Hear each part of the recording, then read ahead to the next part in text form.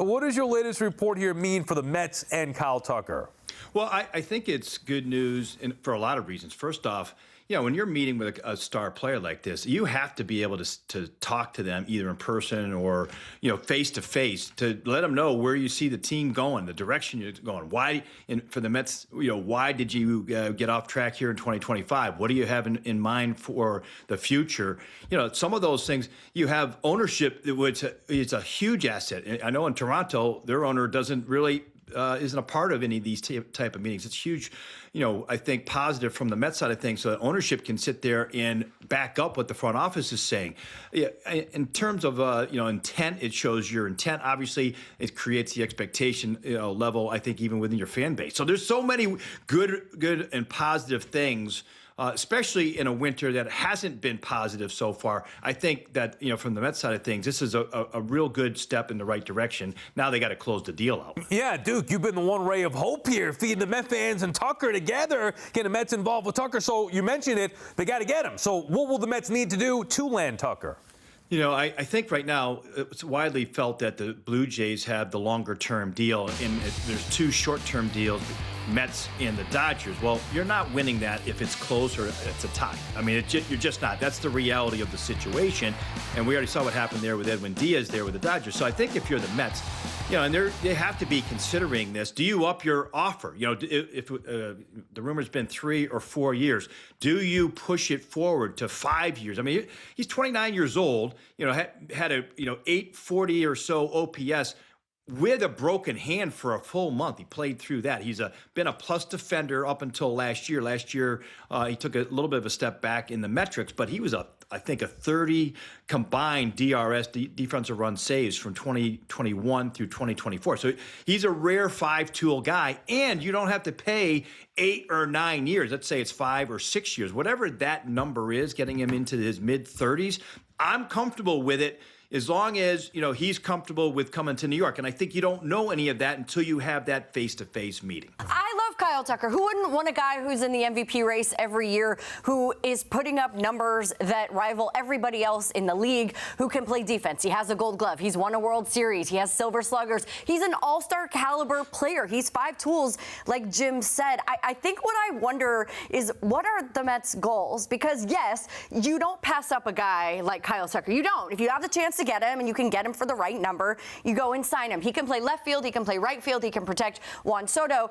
But my mind looks at the construction of the Mets, and I would prefer Cody Bellinger. I want somebody who upgrades the defense in multiple places, who can play first base and back up Jorge Polanco, who doesn't know how to play first base and can protect Juan Soto. So, yes, I love Kyle Tucker. I think the world of him. I think that he would be an excellent addition to the New York Mets if they could scoop him up and get him. They have competition right now. But I would prefer to see Cody Bellinger. I want Kyle Tucker over Bellinger. Yeah. I don't think, to me, Bellinger profiles more for the Yankees with the lefty swing. He had a huge discrepancy in his OPS last year. Home and road, Yankee Stadium is the right spot for him. I'm not sure that the offense would be as robust in Citi Field. That's just one thing. Tucker, I feel like, is really good. He's going to be 29 on Saturday. It'd be a nice day to celebrate with a big contract with the Mets. But I just think that this is the kind of move that teams make when they're serious about winning now, and I think the Mets need to be that. They have a lot of pieces in place. We're down on the offseason now because we haven't seen a huge monster deal like that. This would be that deal. Tucker's a great player. More walks than strikeouts over the last 2 years, and in this free swinging era, I love that stat because it means he's not just waving at anything, hoping he hits the ball over the fence. He's got a real plan when he goes to the plate. He's a big-time guy. He'd be a great Met. Yeah, I hate to agree with McCarron, but sometimes, it comes down. I'm right so often, Harp, so you got to get in. Well, it doesn't very rarely, but, in this case, I tell you, if they had re-signed Alonso, I would say Bellinger's a better fit than Tucker. But I think they just need the more potential offensively that Tucker offers. I do love Bellinger's all-around game. I think he might even age better than Tucker, but he's asking for 6-7 years or whatever it is. And, I mean, if that's the case, then give it to Tucker. I think he will age better offensively. So I just feel like without Alonso there, without Nimmo there, they need a big bat somewhere. I feel like Tucker has a better chance of providing that, at least in the short term. Jim, why is the market for Tucker only going 4 or 5 years when you already see the Yankees reportedly have offered Bellinger 5 years at $30 million per? We'll get to more on that in a little bit. But you're saying for Tucker, 4, maybe 5 years. Why is that the case when he's the clear better player?